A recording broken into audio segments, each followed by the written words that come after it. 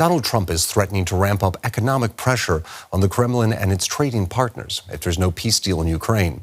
The U.S. president says he'll impose, quote, very severe tariffs if there's no agreement within 50 days.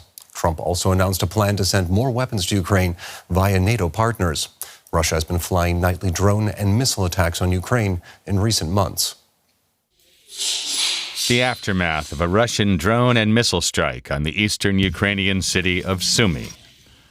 The attacks on Monday targeted a university here, injuring at least 10 people. We heard a loud explosion. The doors and windows shook. We understood something terrible had happened. Russia also launched a drone strike on Zlatopil in Ukraine's east on Monday, killing one resident and injuring 10 others. We went out and heard from a local man that a woman had been hurt, and then people started shouting that a drone was coming. My son and I ran to the basement and heard the second explosion. The attacks came as U.S. President Donald Trump, in an Oval Office meeting with NATO Secretary General Mark Rutte, gave Moscow 50 days to reach a deal to end the war or face secondary tariffs of 100%. We are very unhappy, I am, with Russia, but we'll discuss that maybe a different day. But we're very, very unhappy with them, and we're going to be doing very severe tariffs if we don't have a deal in 50 days. Tariffs at about 100%. You'd call them secondary tariffs. Trump also announced the U.S. would supply Ukraine with weapons, including missiles and Patriot air defense systems. Rutte said Canada, Germany, and the UK would be among the countries paying for the arms. You want Ukraine what it needs to have to maintain, to be able to defend itself against Russia, but you do want Europeans to pay for it, which is totally logical. And this is building on the tremendous success of the NATO summit. The 5%, but also the decision to keep Ukraine strong and the decision to increase our defense industrial production. Whoever is paying for it, the aid can't come fast enough for the people being targeted by Russian strikes. I'm joined now by Stephen Blank. He's a senior fellow at the American think tank, the Foreign Policy Research Institute. Thank you very much for joining us. My pleasure. So Donald Trump says he will punish Russia with biting tariffs if there isn't a deal to end the war in Ukraine within 50 days. Now, we've seen round after round of sanctions leveled against Russia in the past decade. What's different this time? Well, these sanctions are going to be aimed mainly at purchases of Russian energy and oil and gas, particularly India and China. That's why he calls them secondary tariffs. Secondary sanctions. They aim at people buying Russian goods, but they are also going to be severe sanctions on Russia and on Russian capital abroad, I suspect. The problem is that I don't understand why it's going to take 50 days for the Trump administration to decide this. We all know what Vladimir Putin is like and what his objectives are, and the only way you're going to get him to the table is by consistent and constant pressure on Russia's military and economy, and that's not quite the case here. Second, Trump constantly proclaims that he's going to impose all kinds of tariffs on people and then walks away from it. So who's to say what's going to happen in 50 days? Because Putin is, I'm sure, supremely confident that he either can play Trump or that it doesn't really matter. They've survived worse, and they'll just deal with the hardships that Trump imposes because he thinks he's winning. What really is necessary is not giving weapons every 6 months, but actually consistent, long-term support, military, economic, and financial. Now, Russia has been relatively unmoved by economic pressure over the past decade. Do you think moving against its trade partners could give Washington more leverage? Well, it can give Washington more leverage to a degree. But the Russians have a very sophisticated operation to sell energy and other goods all over the world, and very little is being done to stop that. If you look at the total amount that Europeans bought of Russian gas and liquefied natural gas since 2022, it's more than what they've given Ukraine since then. So if I were Putin, I would not be too excited about this and not too worried. And in any case, I'm sure he believes he can play Trump and spin another 50 days or more out of this. But he is not interested in negotiation. He wants to destroy Ukraine and incorporate it into Russia. And he's made that clear on too many occasions to doubt it. Now, this deal will also see what NATO is calling massive weapons deliveries for Ukraine. Do we know what kind of systems Kyiv will receive? Well, in this tranche, they're going to get Patriot anti-air missiles, which are desperately needed, as your reporters suggested. They're also probably going to get offensive capabilities, which so far have not been listed, but people suspect that it's basically howitzers, short-range artillery, and air-to-air missiles to take down Russian aircraft. Be that as it may, Ukraine needs also long-range strike capabilities and ways of stopping Russian artillery, so like counter-battery and electronic weapons to stop the Russian offensive. Now, what type of effect do you think military leaders are hoping for with these weapons deliveries? Are they capable of turning the tide in Kyiv's favor, or are they more of a delaying tactic? I wouldn't call them a delaying tactic, but they're not going to turn the tide. They might stabilize the front, which is something different. But again, one-off deliveries every 6 months is not going to do it. Europe and the United States have to keep giving Ukraine all the assistance it needs as long as it's necessary. And if they do that, then Ukraine can actually prevail, provided they also impose draconian sanctions on Russia, which is what I hope Trump is moving towards.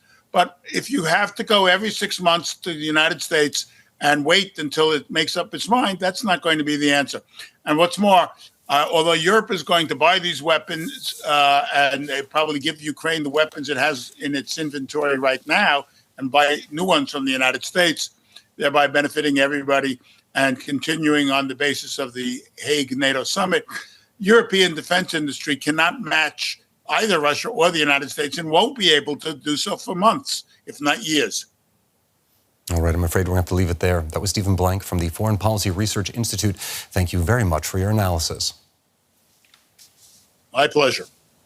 Let's bring in our political correspondent, Bernd Riegert, here in Berlin. Welcome, Bernd. So during this meeting with Rutte, President Trump said he'd spoken with Germany and other countries and said they were really enthusiastic about this deal. What's the view from Berlin?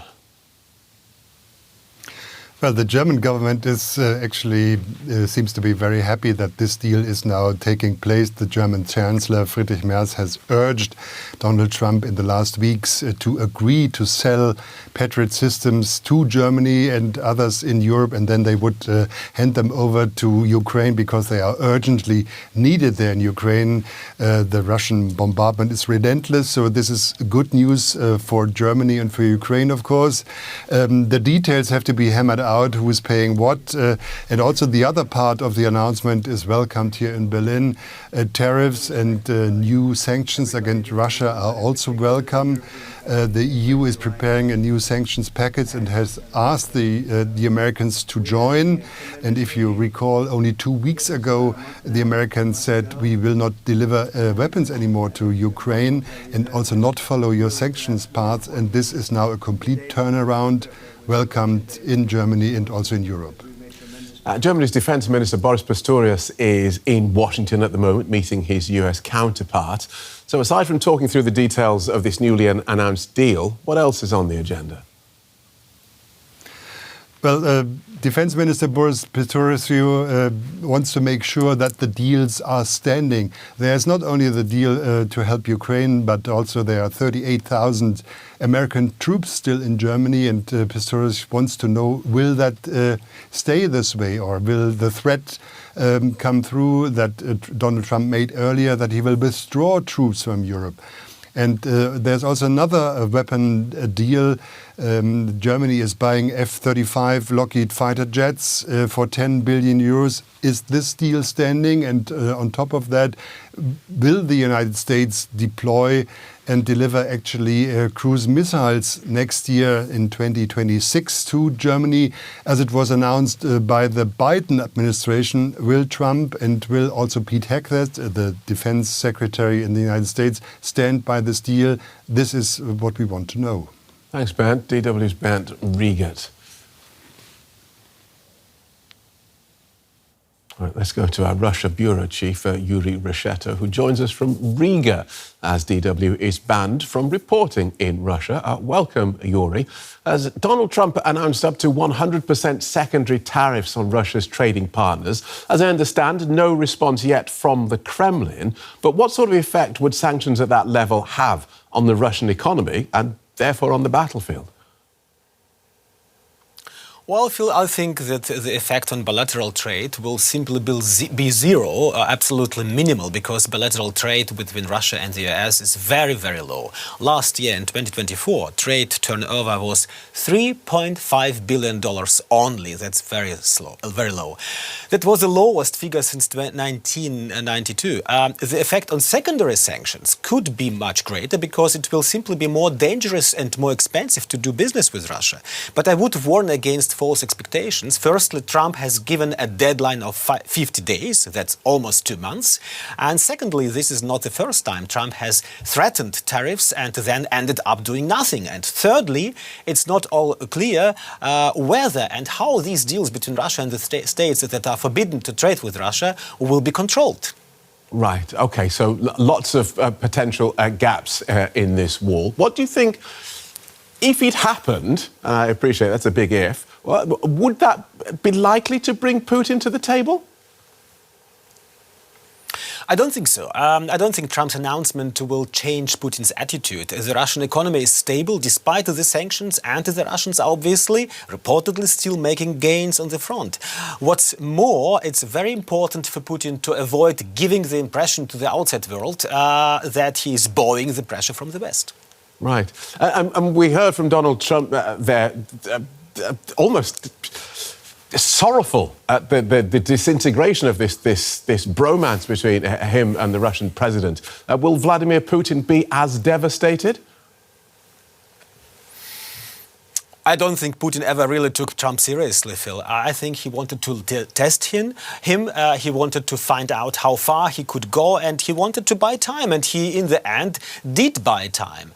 Instead of the 24 hours in which the war was originally supposed to end, according to Trump, 6 months have now passed, and who knows what will happen next. Also, Trump has already expressed his frustration and anger at Putin on several occasions, and the Kremlin has tried to appease him by saying that the US president is known for his sharp words. In reality, he doesn't mean that. And I think there is a point to that. Trump does say he is very, very disappointed, angry to Putin, but he also says he wants to continue to negotiate with the Russians at the end of the day. Juri Rescheto, thank you so much for that. Well, let's look at this friendship between the US and Russian presidents. It dates back more than a decade and was cemented during Donald Trump's first term in office. As we've been saying, it's shown signs of strain recently, with the president growing frustrated over Vladimir Putin's reluctance to sign a ceasefire deal with Kyiv. Today, Donald Trump promised sanctions on Russia if it doesn't get a deal to end the war, and he agreed to send more US weapons to Ukraine. So is the friendship between the two finally over? The good old days, from Russia's perspective. In his first term as US president, Donald Trump praised Vladimir Putin, taking his word on election interference over that of his own intelligence agencies, and disparaging traditional US allies. Putin congratulated Trump on his second election victory, seeming to have great expectations of a reset after the Biden years. We have seen the statements of the newly elected US president and the members of his team about their desire to restore direct contacts with Russia. We certainly welcome such an approach and congratulate the US president-elect on taking office.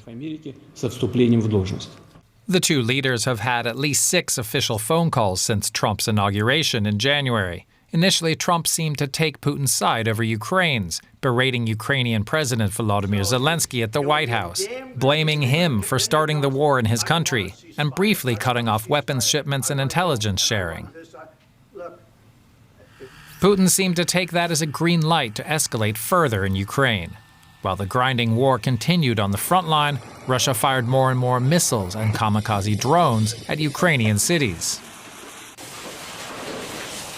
There were negotiations in Saudi Arabia between US and Russian diplomats to end the war.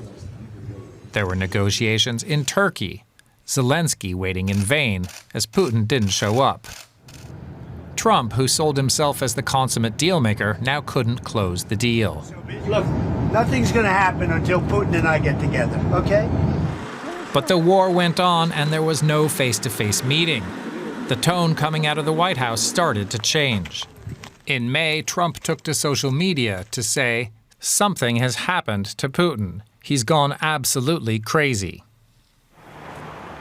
All along, the Kremlin maintained a respectful tone, praising Trump's strength and leadership. But with a massive drone attack on Ukraine's capital Kyiv that came just hours after a Trump-Putin phone call, Putin may have overplayed his hand.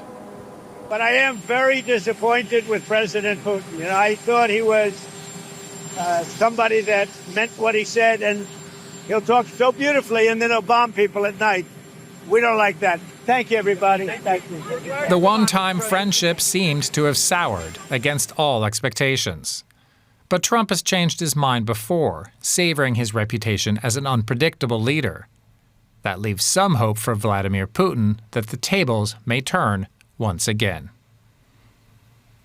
Let's look at this with Elisabeth Braw. Elisabeth is a senior fellow at the Atlantic Council's Scowcroft Centre for Strategy and Security. She joins us from London. Welcome to DW.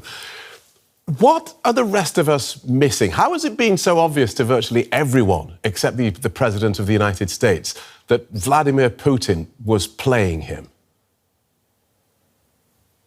Well, beauty is in the eye of the beholder, and President Trump clearly wanted this relationship to work very much. And why did he want it to work? Because he disliked, for various reasons, the traditional allies and partners of the United States, including their leaders. He wasn't comfortable with them. He wanted new friendships, and particularly with strong countries, and Putin was one of the leaders he really wanted a relationship with. So he, almost like a couple that has just fallen in love, he really wanted this relationship to work, and he deliberately looked away from some of Putin's flaws, which is why now that several years have passed since Trump first was elected, he has to begrudgingly acknowledge that Putin has flaws that you just can't look away from. All right, let's turn to President Trump's 50-day deadline for Russia to agree a deal to end the war in Ukraine or else face sanctions and secondary sanctions on its trading partners. Do you think that's likely to be effective?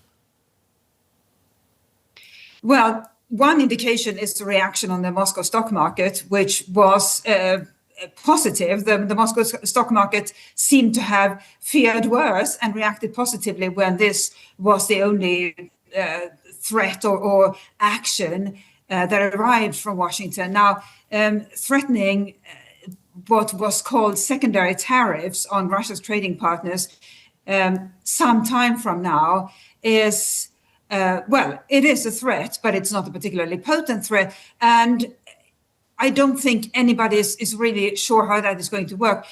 First of all, secondary tariffs, how do they work?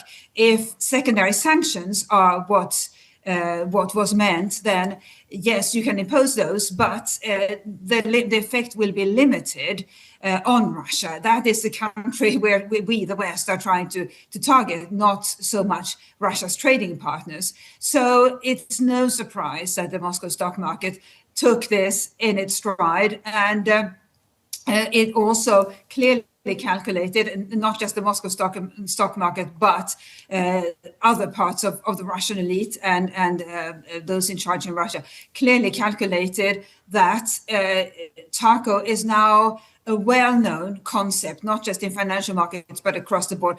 Trump always chickens out. And they clearly assume that in 50 days' time, when this is supposed to come into effect or be executed, Trump will have had a different idea and may not impose these secondary tariffs or sanctions. Final word about this announcement about US missiles going to Ukraine. We have a patchwork of Ukrainian allies, which has been bad at taking quick and taking long-term decisions. How do you see this new strategy of individual NATO countries buying US weapon stocks and then passing them on to Ukraine? How do you see that working? Well, it's an innovative approach. I'm just not sure whether the European countries that are supposed to pay for these weapons, by the way, US-made weapons, so they wouldn't be manufactured in Europe. There would be no jobs gained in Europe as a result of these purchases by European countries. I'm not sure whether those European governments have fully committed to that plan. And if and when they commit that plan, how are they going to sell it to their public at home? Because it will have to be sold to the public at home somehow. And as we know, the public here in Europe is very keen on investments in our European economies. Thanks for talking us through that, Elisabeth. Elisabeth Braw is Senior Fellow at the Scowcroft Centre for Strategy and Security. Thank you so much. Thank you. Let's get more on this now from Ihor Fedirko. He's the CEO at the Ukrainian Council of Defense Industry. Thanks for being with us. Now, Ukraine's arms manufacturers have won a lot of praise for their ingenuity and agility. What sets them apart from defense companies in other countries? So, what we exactly need for this time, it's integrated air and missile defense layer. So it's additional Patriot, NASAM, Cyrus-T, SLM, and mobile counter-UAS assets to plant daily missile drone silos. It's first that we really need most urgently from our partners. The second one, it's long-range precision fires, like ATACMS, Storm Shadows, Scalps, Towers class crucial missiles. You know that my president also said that we should to be more offensive. And so to disrupt Russians' logistic and air bases beyond the front line. So the third, it's 155 millimeter artillery ecosystem. So those are things that Ukraine really wants and needs. Many countries are supplying weapons to Ukraine, but there is a trend toward funding production inside Ukraine itself. Do you think that's the right way to go? Yes, sure. So what exactly we can do is licensed co-production and joint ventures inside Ukraine. And this model already used for drones, 155 millimeters ammunition, powder, armor projects with the United States, with the Danish, with the Czech Republic, and many others, our partners. And leverages Ukraine engineering while keeping costs low. The second, it's dual-side manufacturing. Sensitive components made in EU and NATO states, and final assembling and testing in Ukraine to balance our security, scale, and proximity to the front. According to... Next, I think it's the... Sorry, please finish your thought. Yes. Go ahead. Yes, and I think that the last one is fast-track certification and common standards. So Ukraine products meet NATO and EU requirements without duplicate trails. Okay. Your president, Volodymyr Zelensky, he says that Ukraine now produces more than 40% of its own weapons domestically. How vulnerable is that production capacity to Russian attacks? So yeah, first of all, we should to protect our manufacturers from Russians' missiles and drone attacks. And one of the main problem now, as your colleague mentioned before, it's that our procurement can buy just 35-45% of our capacity. That's why we really need European Union support financially and technologically. Now, Russia has massively increased its own production of weapons to the point that it's now launching hundreds of drones and missiles at Ukraine every day. Is Ukraine's defense industry, with outside help, capable of countering that? So, first of all, we are doing our best with trying to find the new solutions like drone anti-drones. So for shutting down all these shaheds, and we have a really nice cases in that. But without European Union and United States help, so it will be really, really difficult for us. Ihor Fedirko from the Ukrainian Council of Defense Industry, thank you very much for speaking with us today. Thanks a lot.